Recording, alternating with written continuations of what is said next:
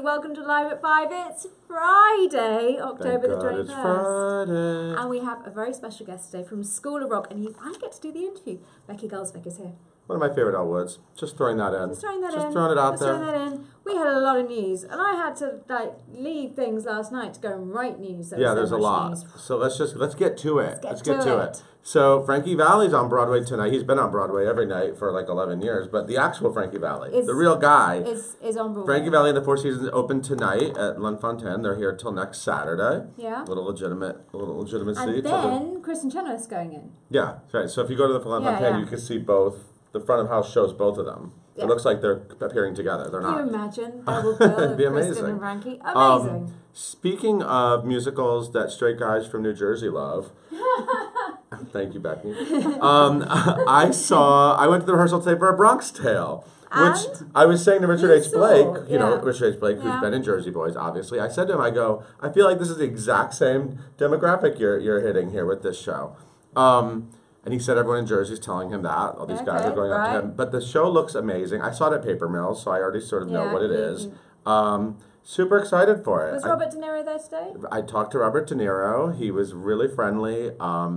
It's an interesting, because it is a big, flashy musical, but there's definitely has that legitimate Robert De Niro vibe. You know what I mean? Chaz Palminteri. It's not weird that they're there. It makes they kind of are. And by the way, we're putting a video up, and I found out De Niro is getting involved in weird things with the guys in the show. The things that he's doing as director are kind of strange. Just watch my video. I'm really excited for that show. It's one of the ones for the season. I think it might be a dark horse. I love a dark horse. Yeah, I think it's going to be interesting. Have some fun with. Killian Donnelly is a Brit. I saw him in Memphis in London. Yeah. He got an Olivier nomination for Kinky Boots. He opened the role with Charlie. Yeah. He's coming to Broadway. He can do a British accent. It'll be very authentic. You won't be able to complain about it. I won't, no. He starts December 6th.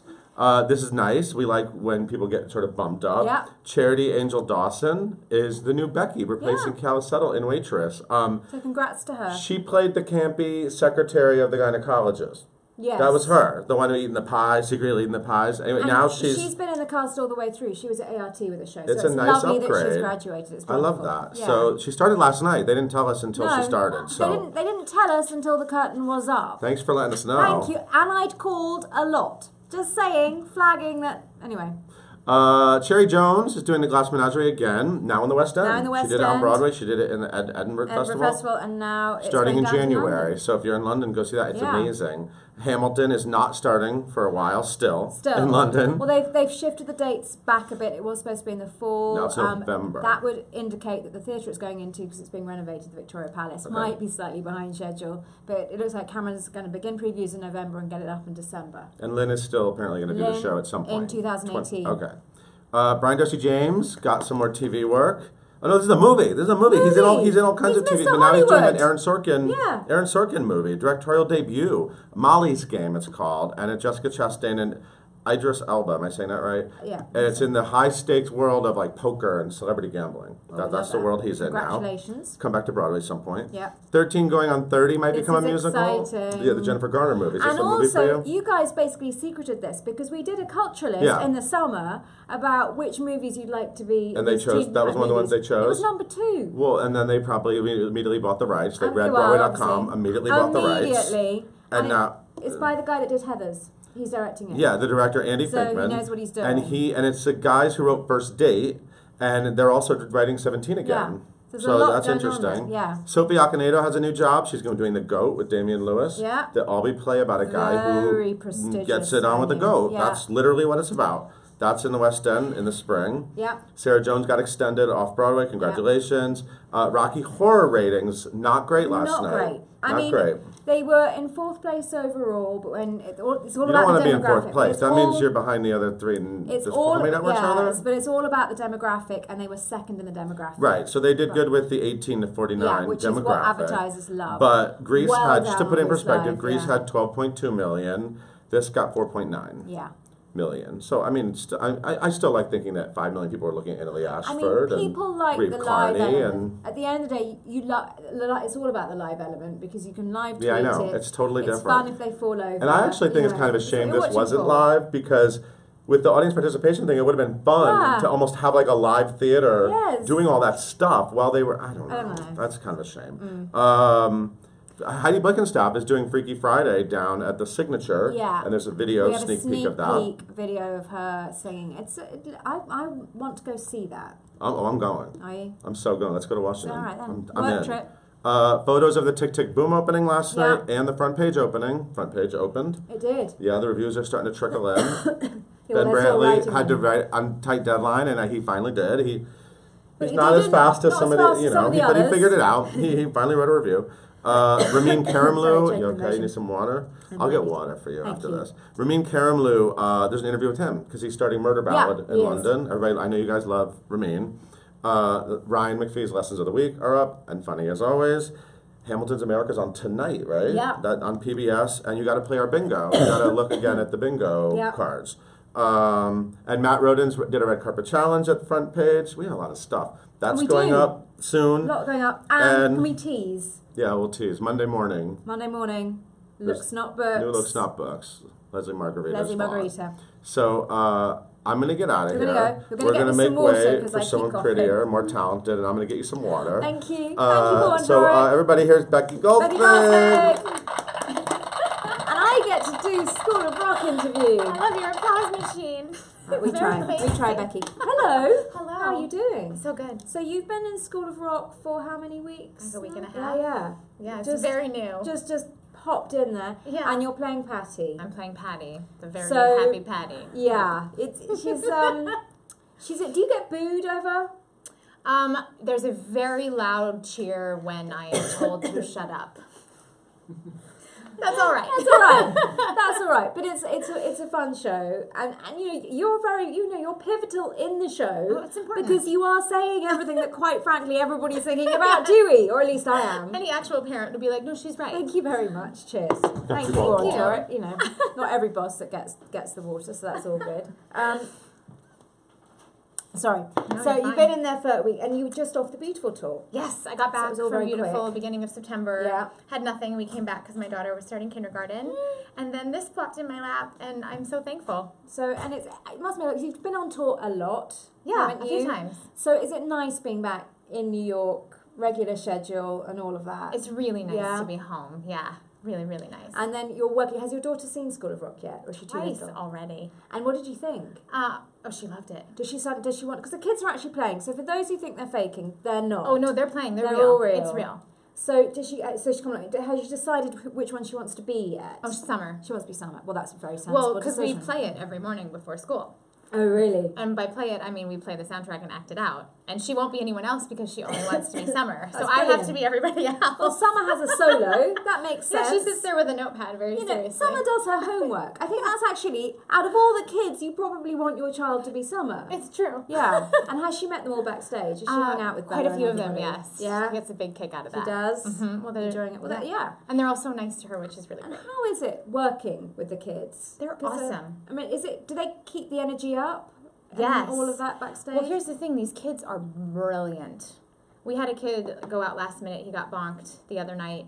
And without even missing a beat, his cover, who was already in the show, was like, I got it, went on, drummed the whole finale, no earpiece, which they normally have. Yeah. I mean, these kids, they a lot of them know multiple parts, play multiple instruments. They're genius. They also have no fear. No, they don't. That's the thing, isn't it? We can learn from them. Yeah, we can all learn from them. Do you have a ritual to sort of get into the zone? Because, I mean, I've been backstage quite a lot at School of Rock, and it's wonderful, but pretty chaotic. There's a lot going on.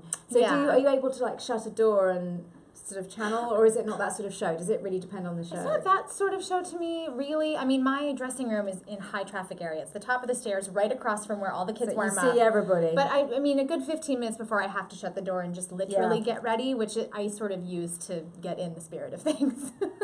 Now, Megan wants to know, what is your favourite Broadway show? What is my favorite Broadway show? I have so many. So many. I do really like Cabaret.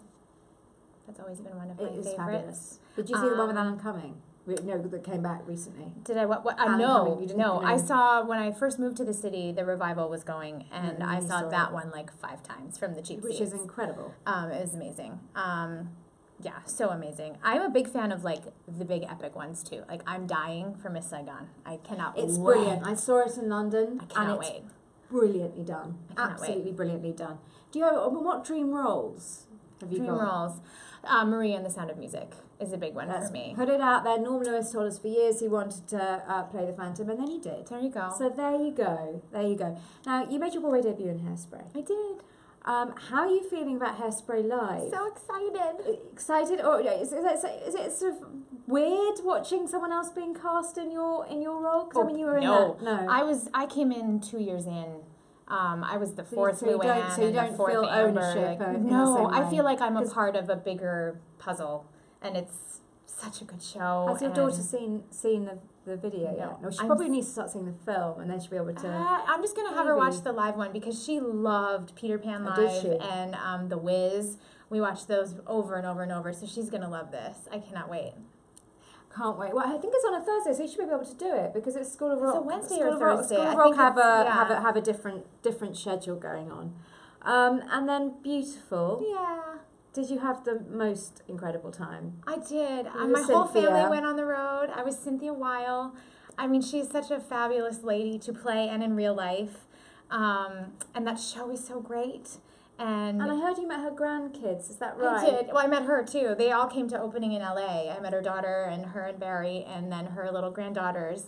And just hearing their commentary was so Of funny course. because they're like, "Oh, you play Granny, You play Granny. but you sing better than Granny."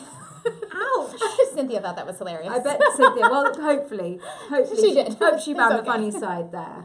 And did you speak to Cynthia before you took on the role, or I didn't. you didn't? No. It was just later on, so she came in and. She Yeah, was nice well, and- with that show, they have casting approval. Yeah. So I knew I knew she was okay with me, which is always good when you're playing a real person, and that was new for me, playing a real person.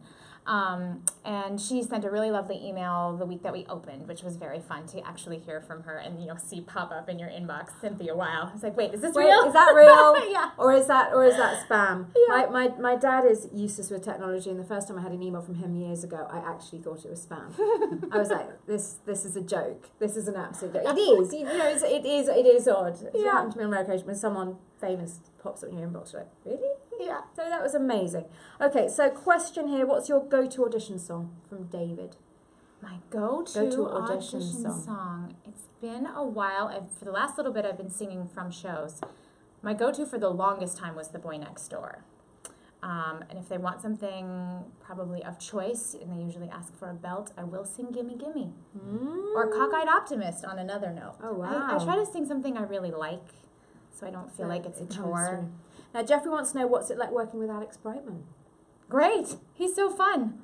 And you're about to have big cast changes, isn't it? November the 7th. So you've got Yes. Eric Peterson coming in, and then you've got your new Ned. I've got a new Stephen. Ned, Stephen Booth. Have you started working on with them yet? Or Yes, does that- I've been spending a lot of time with Eric actually, Yeah. and he's so great. And we have all these new kids. There's 6 new kids. Well, they've all grown since Gramercy. yeah. That's sort of what happens. Yeah, so the new ones seem itty bitty.